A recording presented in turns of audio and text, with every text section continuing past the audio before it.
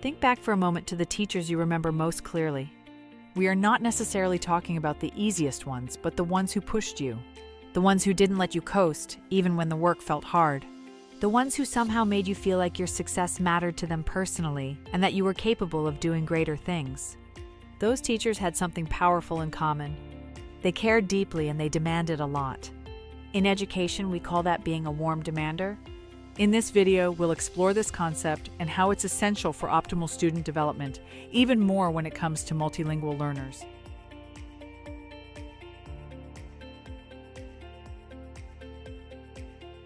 Being a warm demander isn't a personality but a conscious stance. It's an active decision teachers make to send the daily message to students that says, "I care about you too much to lower the bar, so I'm going to support you while you reach it." At its core, a warm demander pairs strong relationships with high expectations. It's not warmth instead of rigor. It's warmth in service of rigor. Warm demanders believe that every student, with the right support, is capable of meaningful, challenging learning. And they communicate that belief constantly, perhaps with words, but most importantly, with actions students can feel. You see it in how they greet students at the door. You hear it in how they speak during struggle. You notice it in how they respond when a student says, "This is too hard." A warm demander isn't afraid to lean into the challenge and invite their students to do so. But what does warm demanding actually look like in an everyday classroom? While there's a lot to it, we've compiled 4 main characteristics. First of all, in practice, warm demanders invest time in knowing students beyond academics. They learn names, pronouncing them correctly.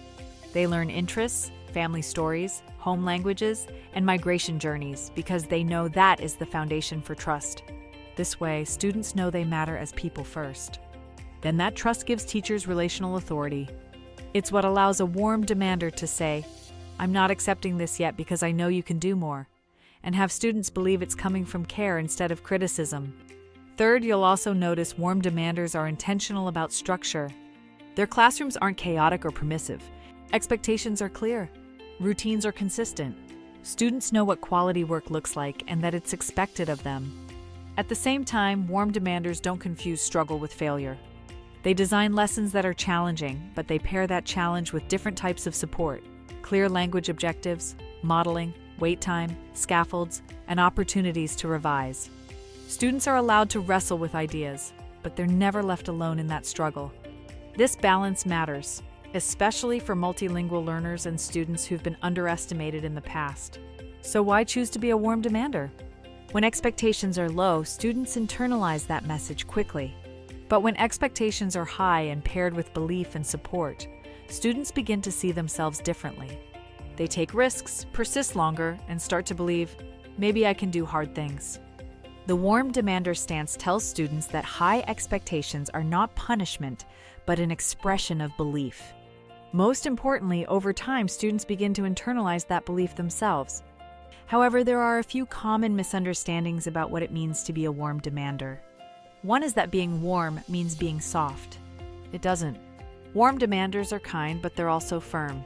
They don't lower standards to avoid discomfort. They help students rise to them.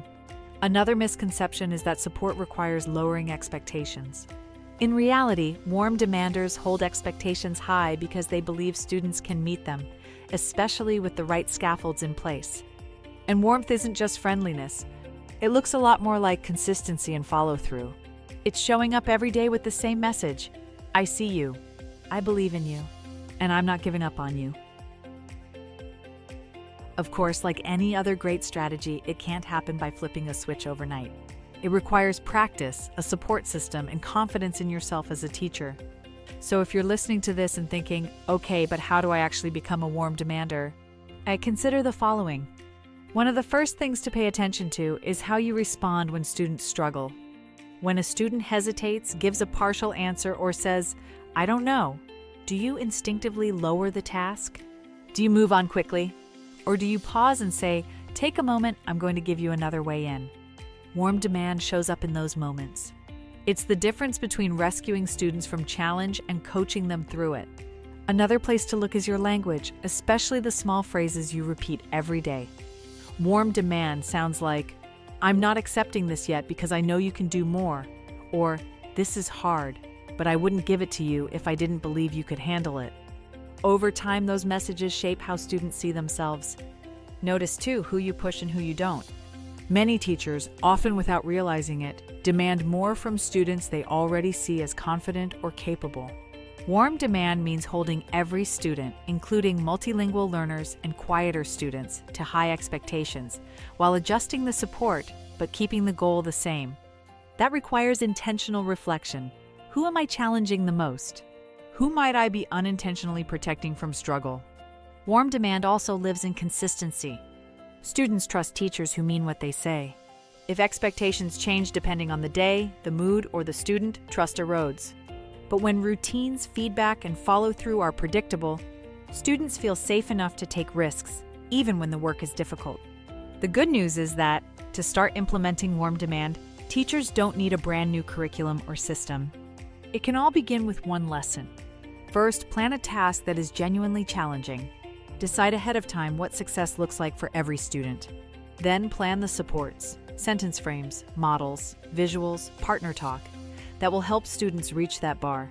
During the lesson, stay present during struggle. Resist the urge to simplify the task. Instead, offer scaffolds, questions, and encouragement. And after the lesson, reflect. Ask yourself, did I push students with belief or with pressure? Did my feedback communicate confidence in their growth? Did I let students struggle productively, or did I step in too fast?